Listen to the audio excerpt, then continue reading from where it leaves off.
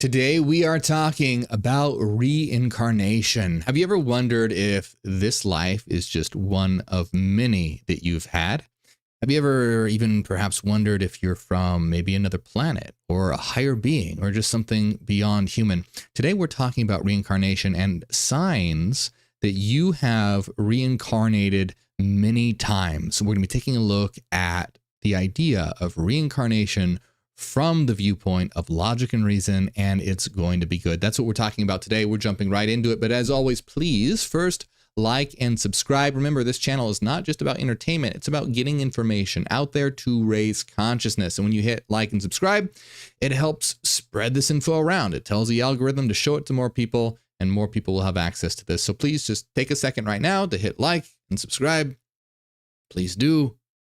Okay, also, if you enjoy my work and you want to help my channel grow, help me create bigger and better videos, support over on patreon.com/MorgueOfficial, and you'll get access to all of our members only videos. And there's a new one every single week. There's a lot. You can also get access to that by supporting at tier 2 or higher right here on YouTube by hitting the join button right below this video. I appreciate it very much. Also, some big announcements. I've said this before, but I want to remind you all that I am releasing a book series this year laying out the details of the Neogenian system. I'm very excited about this, so keep an eye out. I will be releasing more information about this very, very soon. Also, I now have a Spotify called Dawn of the New Earth. And you can find these videos on Spotify now, because if you didn't know, Spotify does videos. And so it can be, easier for some people to listen to on Spotify. It can be more convenient. And so if you have a Spotify account, go give me a follow. I appreciate it. It helps out. That's Spotify. You just look up Dawn of the New Earth and you'll find me and all these videos. All right, my friends. Oh yeah, a couple of things. Remember, scammers in the comments, people saying to join my WhatsApp, join my Telegram. They're pretending to be me. That's not me. Also, there are a lot of crazy people out there, people who don't like me, don't like what I'm doing, don't like what we're doing. They're spreading a lot of disinformation and misinformation about me and our group and what we do. So just as always, use logic and reason, use your head, and don't fall for the BS. All right, here we go, my friends. We are talking about reincarnation, particularly 11 signs that you have reincarnated many times. So before we, jump right into this, I want to talk about the topic of reincarnation in general. So what is reincarnation? What is the purpose of it? Because that plays into the topic of incarnating many times. Well, if you think of reality as a system of energy, which it is, it's a system of self-transforming and optimizing energy. And many philosophers have pointed this out, particularly the philosopher Hegel, not really so much in terms of energy, but in terms of a logical structure that is coming to know itself through itself. So the philosopher Hegel talked about reality as being a mind, a single kind of being known as the absolute that is understanding itself by generating a dream world and placing itself within that dream world. This is also very similar to the system of Kabbalah, which discusses it in more mystical terms, where Hegel puts it in terms of reason. Kabbalah, it's more in terms of mysticism. So this is an idea that has been put forth throughout the years in the mystical traditions and in philosophy. And so the idea here is that reality is a system of self-transforming energy that's coming to know itself through itself. So one thing that we have to understand, though, is that rather than there just being one mind, there's both one and many at the same time. And this is important for understanding reincarnation. This is critical, okay? So reality is both one and many. What does that mean? It means there are many minds or many souls or many systems of energy, but these souls or minds all form a single network mind. And this single network mind we can call the absolute or the zeta configuration. And so the absolute is really all reality. The absolute is really all existence. And so we, each and every single one of us, is a soul, or in the Neogenian system, what we call a zeta, a system of mathematical energy patterns that is self-transforming and self-optimizing. Now, because reality is a network mind, this means that it works in a similar way, not the exact same way, as a neural network, like an artificial neural network, like AI. But this is not an artificial neural network. It's a mental neural network or a zetic neural network. All right. So your brain is another example of a neural network. Your brain is a neural network. And so your brain is a system that is composed of many nodes or neurons.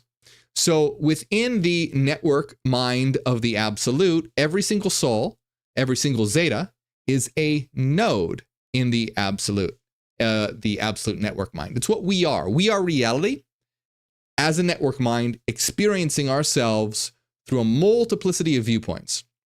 Okay. So we, as a multiplicity of zetas, are a multiplicity of perspectives, a multiplicity of minds that are eternal systems of energy. So where does reincarnation fit into this? Now, I prefer the word relocalization rather than reincarnation, and I'll tell you why.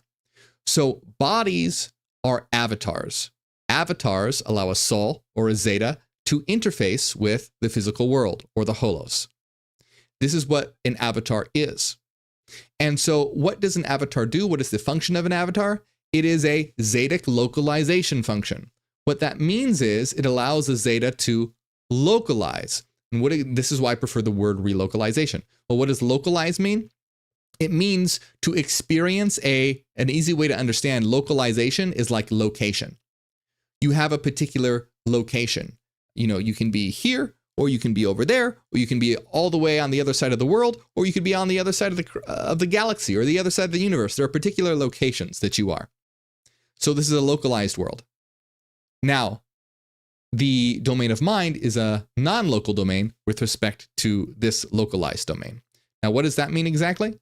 Well, think about the difference, and this is all critical for understanding reincarnation, all right? Because we want a really firm understanding of reincarnation. We don't want to just have some airy-fairy, like, oh, well, you know, my spirit guides told me this or whatever. We want to have and there's nothing wrong, by the way, with having intuitive understandings of these things. That's fine. But we want to be, right now, we want to explore this on rational ground, okay? So we want to understand what bodies are, what avatars are, what minds are, what souls are. We need to understand all these things before we can answer the question of reincarnation and what reincarnation is and how it works and how many times you've reincarnated and signs that you've reincarnated. We need to understand all this as a preliminary, okay? So you are a soul, you are a zeta that exists in the domain of mind, a frequency domain. This is a space-time domain, a localized domain. So a good way to understand this is like the difference between a video game world and the computer code. Okay? So if you think about a video game world, you can think of that like a localized domain. In the video game world, there are certain places you can be in the video game. But now think about the code. If you are in the video game world, there is no place, there is no singular location that the code is. The code is both everywhere and nowhere. The code is what allows the game to run, but the code isn't in the game anywhere. It's not in a specific, you can't, break open one of the game blocks and have code spilling out. That's not how it works. So the code with respect to the game is like a non-local domain.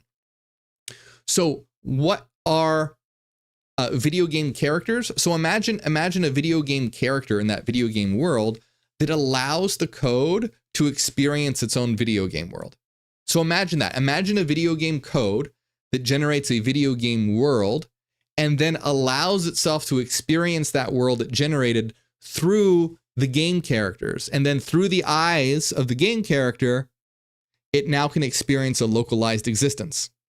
Okay, so the analogy is not perfect, but we have a similar idea here. You as a zeta are the frequency components of reality. You are like the code of reality. You as a system of energy, energy being like the code of existence. And this energy gets transformed into the material world. Avatars are limiting and conditioning systems that allow you as a zeta to interface with the holos and experience a particular aspect of that world. Okay? So when you interface with an avatar, you are experiencing a very limited field of perception. But that's exactly what allows you to have the experience of being a particular thing. If you had the experience of everything all at once, you wouldn't have the experience of being a certain thing in a particular location, which allows you to have the interactions that you do. So think about now avatars or bodies evolving over time. As bodies evolve over time, you can think of the early stages of evolution, they evolve to limit and condition the mind in various ways. So different avatars limit and condition the bodies in different ways. How you experience the world is different than how a dog experiences the world, which is different from how a bat experiences the world, which is different from how a bee experiences the world. A bee sees, completely different types of experiences in the electromagnetic spectrum. A bat navigates by echolocation, etc. It's very, very different from how you and I experience the world. But each one of those avatars are interfaces for a zeta. So a zeta is interfacing with a bee avatar, a zeta is interfacing with a bat avatar, and a zeta is interfacing with a human avatar. And so that's what you truly are. You are a mind, you are a soul, you are a zeta, having these interfaces, and the different avatars condition the experience of the zeta in different ways. So we want to understand the relocalization or reincarnation process in terms of this. And we can understand that the brain and nervous system has evolved such that it filters out the data of past lives and past memories. And the reason why it does this is, of course, because it is a survival mechanism. It's a survival mechanism, an adaptation mechanism, because if you imagine in the early period of evolution, if you had a creature that was just inundated with all the information of reality, while it's contemplating the electron spin on the other side of the galaxy, another avatar, a predator avatar that's focused just on the here and now and what's right around it, is going to kill and eat the first avatar, and then via natural selection, that avatar will become extinct. And what will propagate is the avatar that filters out information that is not necessary for its immediate survival. It'll filter out all information and retain only the information that is necessary for its immediate survival and adaptation. And this is where we get to the avatars that we have today that have evolved to survive and adapt better than any other avatar, and has filtered out past life information. So why don't we remember our past lives? Because that's literally the function of the brain, to filter out unnecessary information that is not relegated to our survival right here and now. However, that does not mean just because we filter out that information doesn't mean the information isn't there, all right? Filtering out does not mean deleting.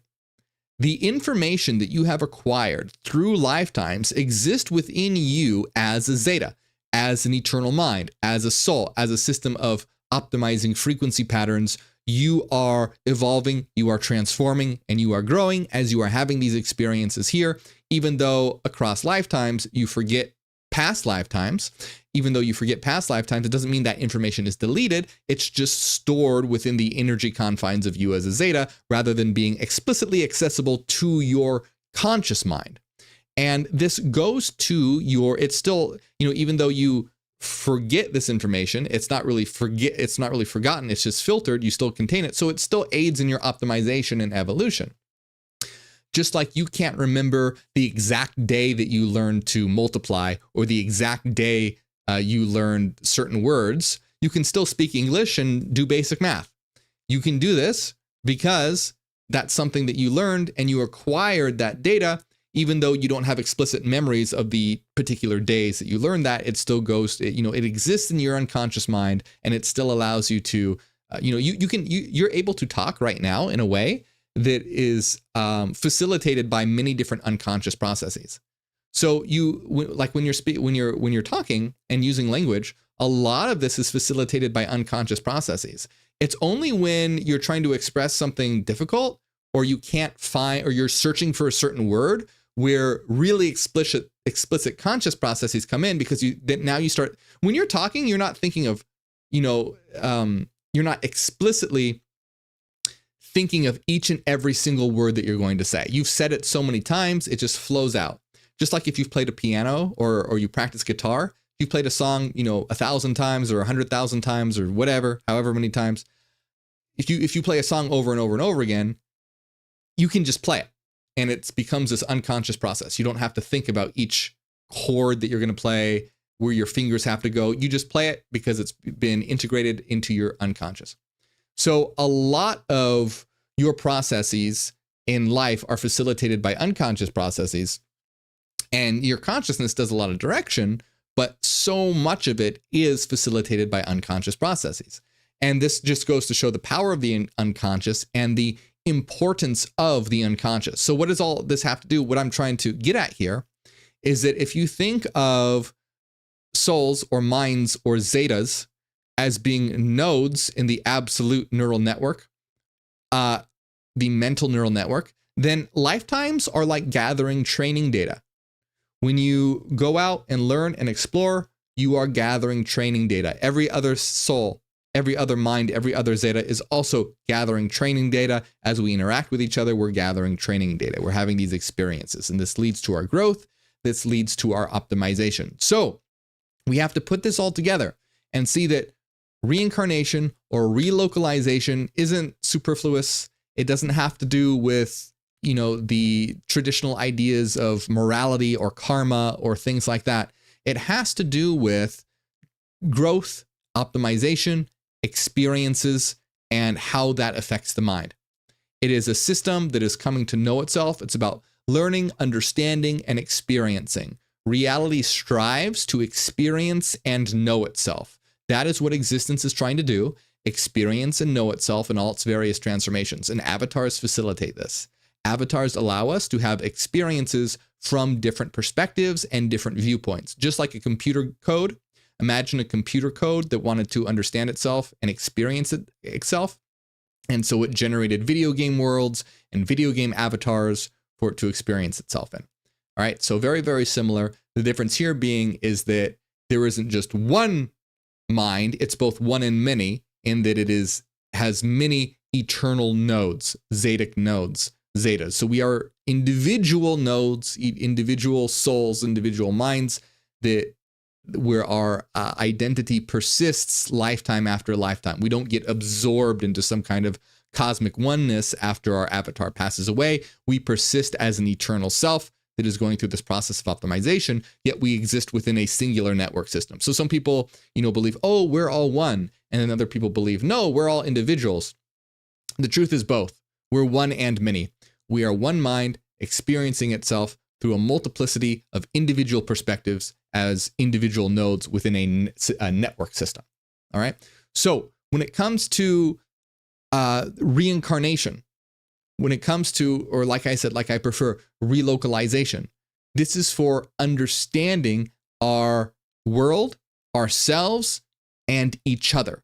That's what this is all about. And so let's take a look here.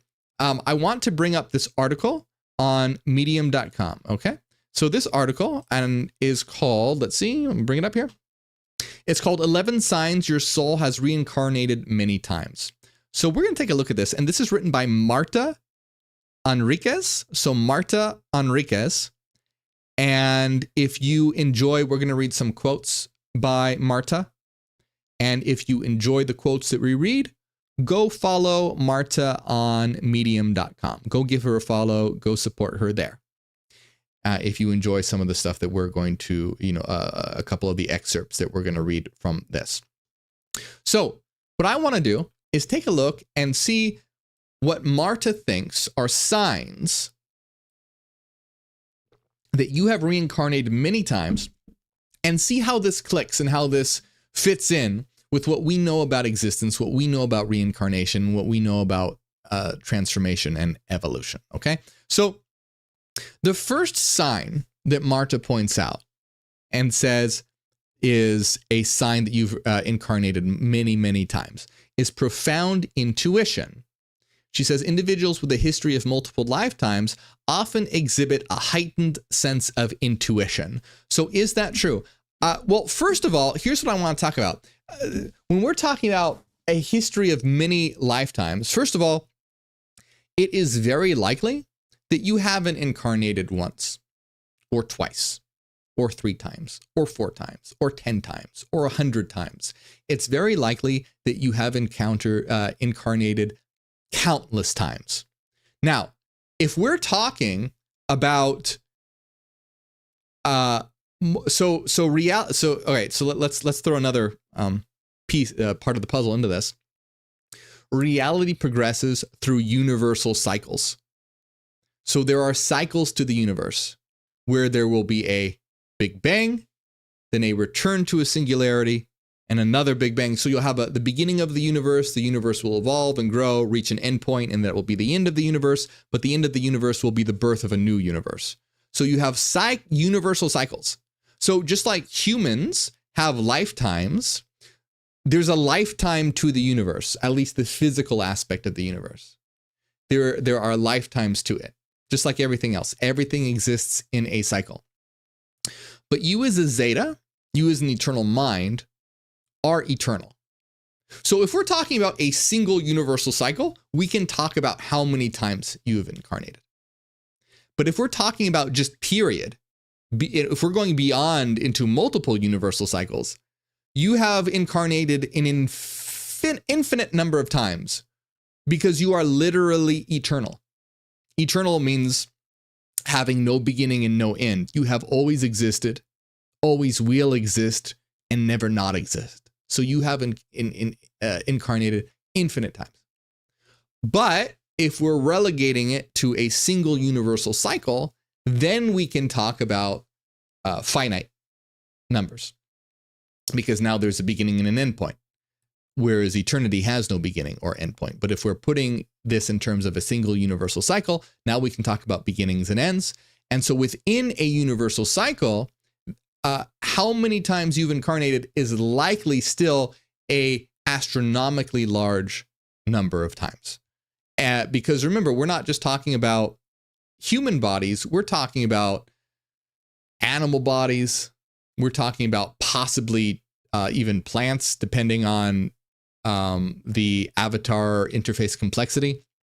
But we have this idea of the great chain of being, and the great chain of being goes back to many different esoteric doctrines.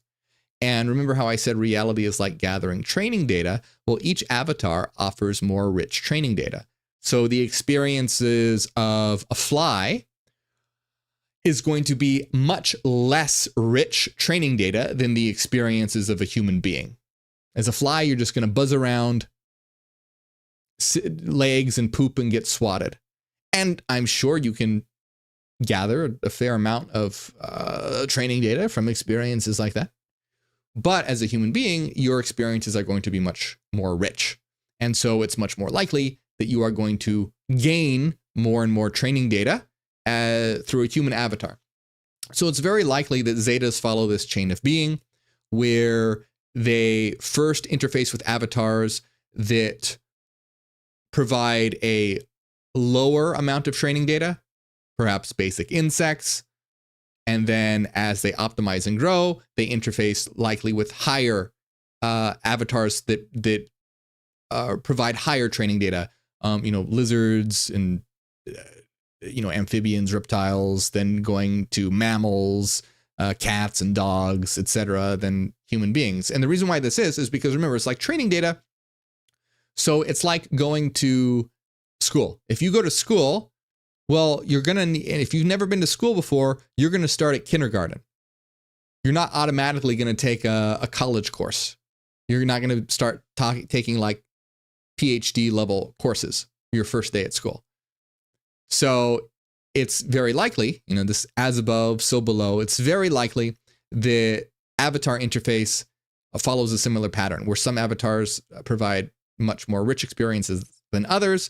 And you're going to have this gradation of avatar interfaces. And, someone else asked me, can you incarnate as an animal after being a human? And my answer to that is, sure, you probably can, but I believe that that's highly unlikely, because that would be like, well, after taking a PhD class, going back to kindergarten. Sure, you could do it, but it's going to be very boring. So for you as a zeta, as a soul, after you've experienced many lifetimes as a human, the experiences of a fly aren't going to give you any training data. So they're not going to provide you with information that would help you optimize or grow, because you've probably done that already. So anyways, the idea here is that it's very likely that you have incarnated many, many, many, many, many, many times. And like I said, the reason why that you don't have explicit access to these memories is because the brain has developed as a filtering mechanism. Some people can access these because some people are more close, have a more deep connection to their unconscious mind. There's also, like past life regression, etc. Now, verifying whether these are genuine or not, that's another story, and that requires a lot of rational inquiry and scrutiny. But that being said, what about this idea of profound intuition as sign number one? Well, I would say that, yeah, I think that profound intuition, what I would say here is that this is indicating, rather than thinking about in terms of how many times you have incarnated, rather thinking about the level of training data that you have acquired, or the level of optimization you as a mind are at, or the level of consciousness that you as a mind are at. Because it's not necessarily the number of times either. It's how you use the experiences that you have access to. Because you can imagine someone who interfaces with a human avatar and localizes, and all they do is watch Netflix, eat junk food, and sit around their house and play video games. And that's it. Now, there's nothing wrong with watching Netflix and playing video games, okay? But imagine that's all they do. And then they die, and then they have another lifetime, and that's all they do again. And imagine they do that again and again and again and again. They can have many, many lifetimes, and they're not going to be doing very much optimization. Now, you can imagine someone else who has a single lifetime, who works incredibly hard on themselves, has a very sort of maybe like Nietzschean idea of self-overcoming and self-transforming, creating beautiful, masterpieces of art, studying science, studying philosophy, having, experiences with love and romance and, helping change the world, things like that. That level of optimization in a single lifetime will perhaps be contributing to the growth of themselves as a soul, as a zeta, nearly infinitely more than someone who's just sitting around and watching Netflix all day and nothing else for lifetime after lifetime after lifetime. I know that you wouldn't have Netflix after lifetime, but you get what I mean. Listening to the radio all day, then watching TV all day, then watching Netflix all day, then engaging in cyber XR out-of-body technology all day, or whatever is next. So really, you have incarnated many times. And what I think these are more indications of our level of consciousness. So number two, let's see what number two is, according to Marta. Strong deja vu experiences. Frequent and intense deja vu moments may indicate a soul that has encountered similar situation in past lives. I do believe that this is possible. I believe that deja vu could indicate a familiarity with a past life. We don't know for sure that that is true, but it's very possible. If you feel like, wow, this is weird, I feel like I've been here before. Maybe you were there in a past life. But we also have to remember that we're connected to the collective unconscious. We're connected to the consciousness of all of humanity as well. So it's possible that maybe we're tapping into the collective unconscious. Maybe we're tapping into just the experience in general. Someone else who had the experience we could be tapping into. It's like when multiple people, let's say, have a memory of being the same person, they all couldn't have been the same person, but we're connected to the collective unconscious. So we're accessing sort of the collective reservoir of information. So deja vu, could it be a sign? Yes, I actually do believe it. It could be a sign of that you have had an incarnation that experienced that before. We don't know for sure. And it could also be a connection to the collective unconscious, not necessarily your personal experience, but possible. Number three, according to Marta, says diverse cultural interests. And this is interesting. Let's see what she has to say about this. A soul that has undergone multiple incarnations may feel a natural affinity for various cultures, eras, and historical periods. You might find yourself drawn to specific periods or regions or cultural practices, even if they are vastly different from your current surroundings.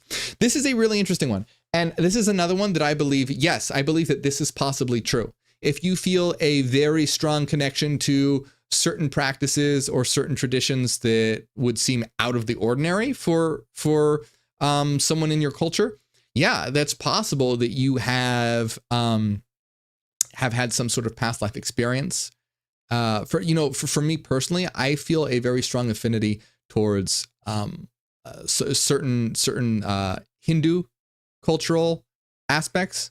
I think it's very, very interesting. It resonates with me and strikes a chord in a certain way. Now, again, do we know for sure? Can we say for sure this happened? This is the case? No, we don't really know for sure, but it's very, very possible. We can think about resonating with, I think probably a lot of us will resonate with Egyptian culture as well. Egyptian is a really strong one because that's very rooted in the mystical. But so this is a possibility. However, another thing that I want to say here, though, simply being interested in different cultures, I think is so there's a difference between, I feel this affinity for a very specific culture. And yes, that may be indicative of a past life experience within that culture. However, then there's the idea of also just being generally interested in other cultures. Now, I think the being generally interested in other cultures is a sign of a highly optimized mind, a mind that is evolved, a mind that is gone through many different lifetimes. And the reason why is because when you find yourself interested in other cultures, this is part of the absolute wanting to know itself. And the absolute wants to understand itself. And so the absolute's going to be interested in things that it doesn't know. It's going to be interested in things that are different from it. And this is a sign of higher awareness. And in the Neogenian system, we call this all awareness. Hyper awareness being a very highly evolved form of all awareness. All aware. This is a sign, a sign pointing towards all awareness. Why? Because someone who is simply self-aware will often see different cultures as a threat, because self-awareness has developed to identify that which is different from you as being a threat to your being.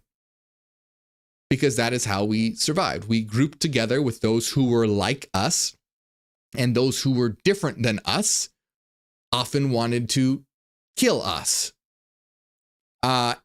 And so we, as a survival mechanism and self-awareness being part of that, has developed to see the other as a threat. But guess what? We don't have to be in that mode. We can transcend that mode, the self-aware mode, into the all-aware mode. And remember that, hey, because someone is different from you does not mean that they are a threat. In fact, this can be an opportunity for growth and learning. And this is why we have to, once we all, now, of course, in a world that's dominated by this divisive mindset, we have to be careful, because other people who are in just a self-aware mode will see things that are different from them as a threat, which is why if you feel different from another, group, that group will often be hostile to you. So you have to, be careful. But if we enter into a society where we all begin to reach all awareness together, then we're no longer viewing others as threats. Rather, we see others as different aspects and opportunities for growth and learning. So you see, where we are here for growth, learning, and experiences. We have to be alive. Our avatars have to be in a working condition to be able to have these experiences. So survival is what came first, which means we had to defend ourselves and look out for threats. But now as we reach all awareness, we can realize that others are opportunities for growth and understanding. And so therefore, when we see others, we don't have to be like, oh, they're an enemy, they're different, they're weird. Instead, we go, oh, that's interesting. I want to learn from you. I want to learn about you. I want to learn about your culture. I want to learn about your life. I want to learn about how you see things, how you experience things, because this is more growth, more learning, more training data, more experiences for us. So this is a sign, in my opinion, of reaching closer to all awareness. Number 4, Marta says, unexplained fears or phobias. So unexplained fears or phobias that seem disproportionate to your current lifetime experience may be remnants of past life traumas. Yeah, I believe that this is possible as well. If you have some intense phobia of something and there's no reason why, perhaps you have an intense phobia of water, and you didn't have any traumatic experience with water. It's not like you almost drowned as a kid or anything like that. Maybe this has to do with a past life. I agree with this one. 5, innate skills and talents. Having an inherent proficiency or talent in a certain area without formal training or exposure in this lifetime could be signs of skills acquired in a past life.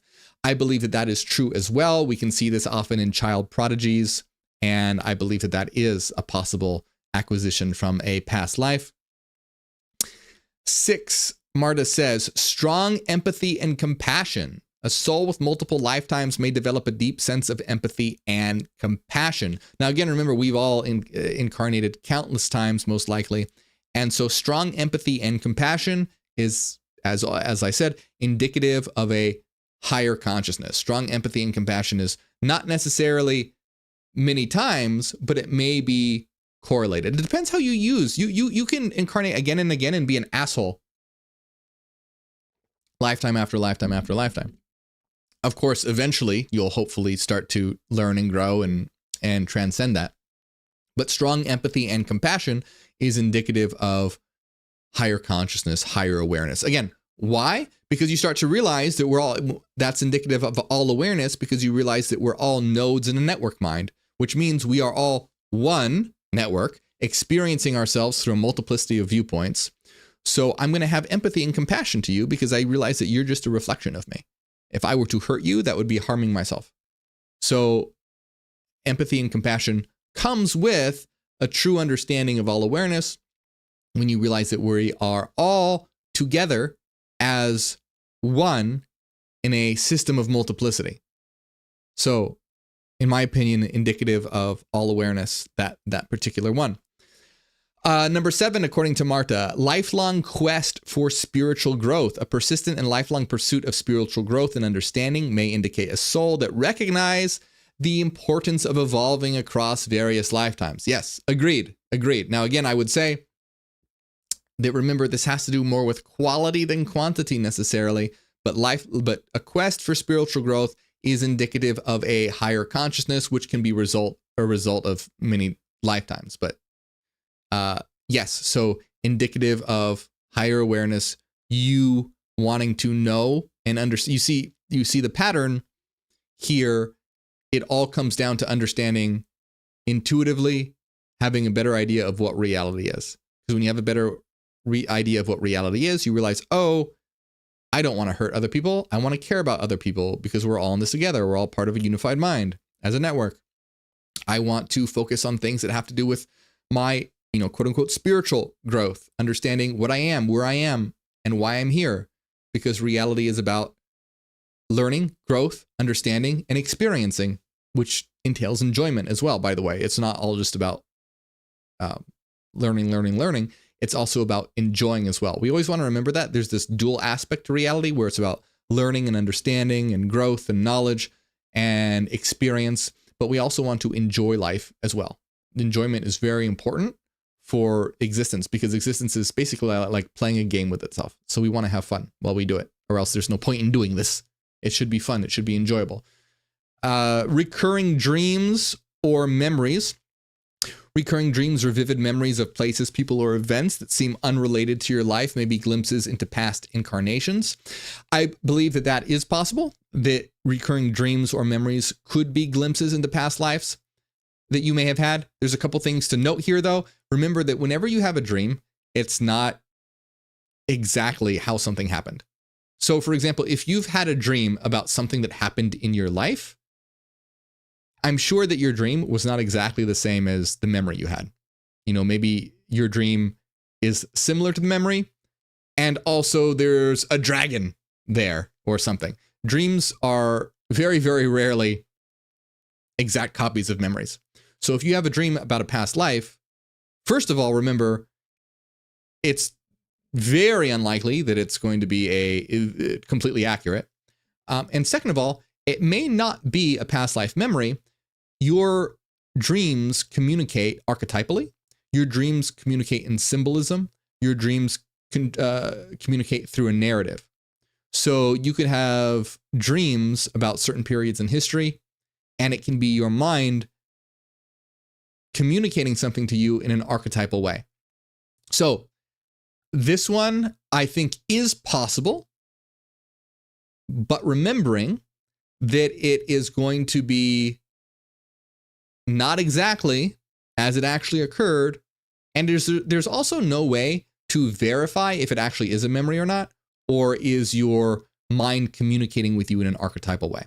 You can have a strong intuition of one or the other, but currently there's not a way to know for sure if it actually is an experience that you've had or if it's your mind communicating to you archetypally. So this I would say possibly, but keep in mind we want to stay rationally grounded with these kinds of things.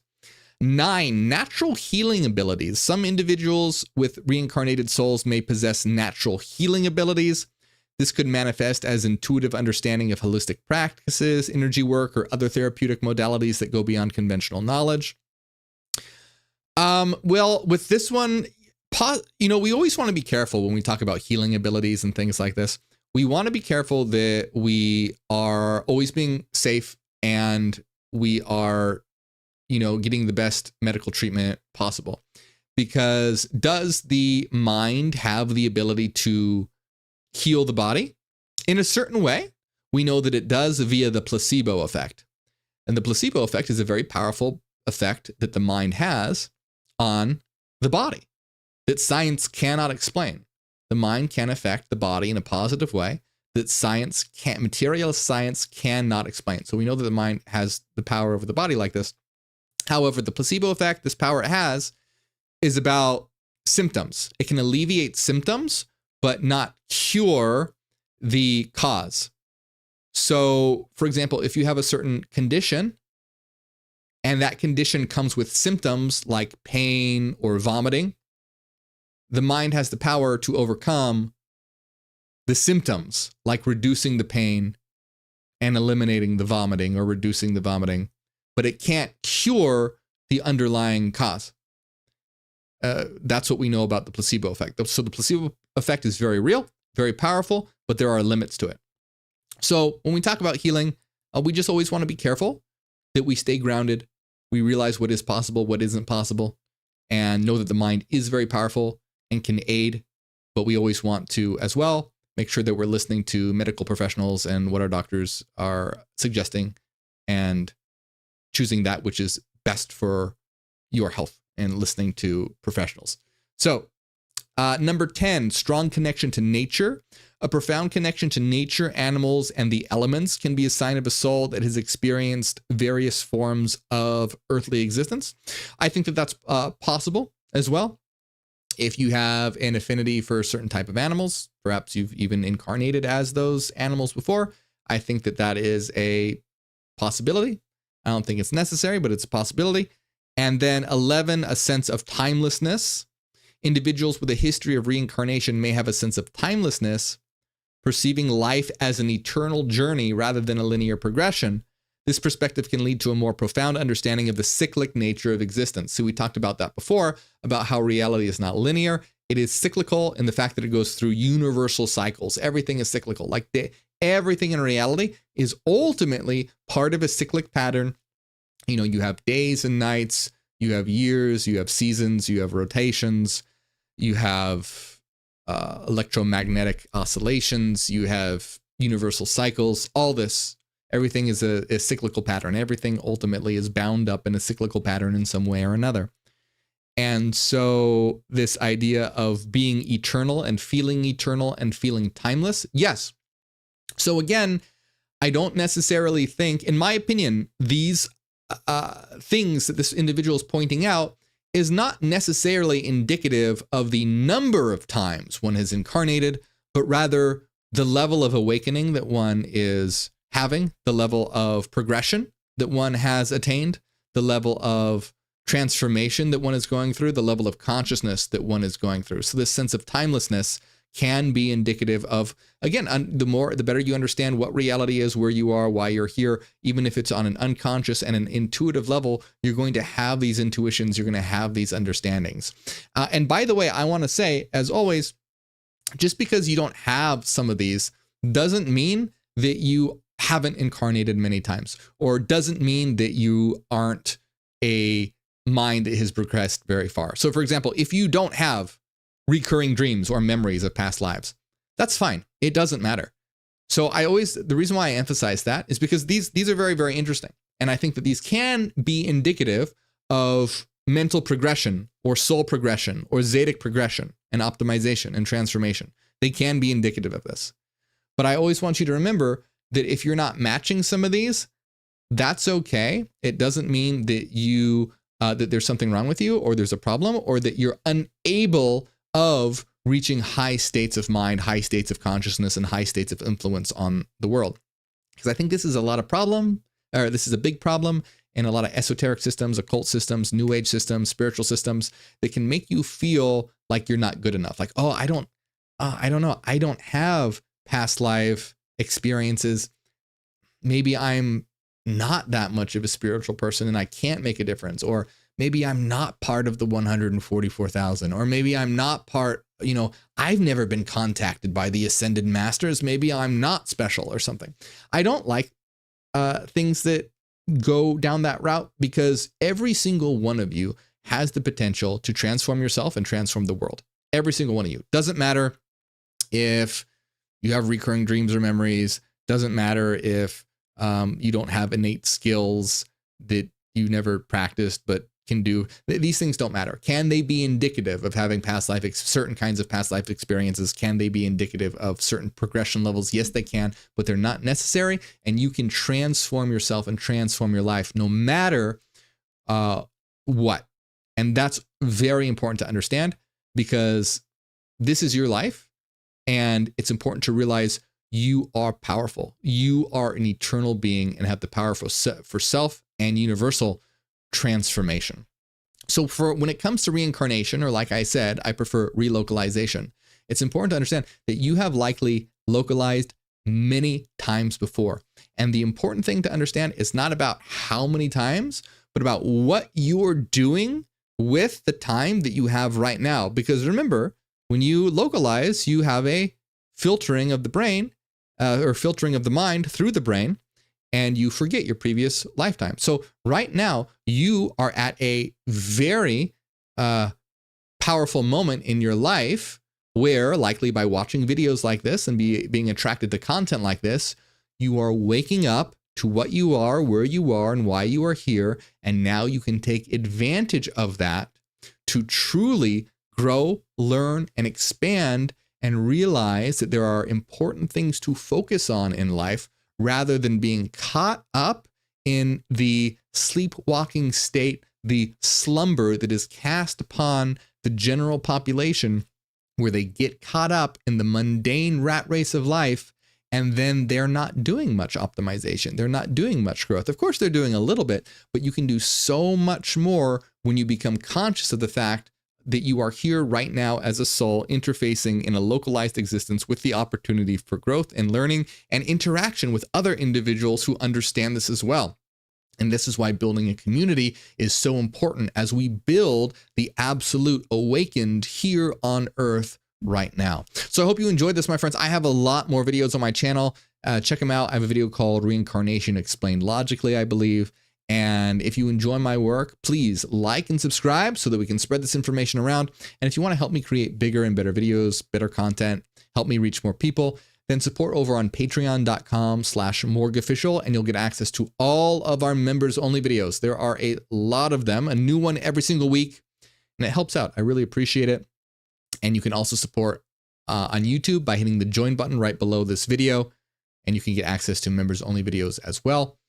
And I do have a Spotify. Check out my Spotify, Dawn of the New Earth. Go check it out. Go give me a follow on there. And as always, remember, hey, this isn't church, so don't feel obligated to support monetarily. You don't have to. There are plenty of free ways you can support, like liking and subscribing and sharing and all that.